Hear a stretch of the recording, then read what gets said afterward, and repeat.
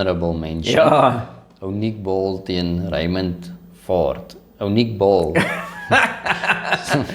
So pitseballetjie. Ja. Hy klein mannetjie. Ja, maar dis soos in wat 125 pond of 100. Hy seker net so groot. Ja. Nee, dis ek sit te dink by myself vandag, hoe sal ek nou vir Nick Ball beskryf aan die luisteraars? En jy weet mos, hulle praat mos nou baie van alternate realities en die multiverse en daai goed. Ek dink as jy vir in een of ander weird alternate reality vir Mike Tyson kan kry as 'n wit kaboutertjie,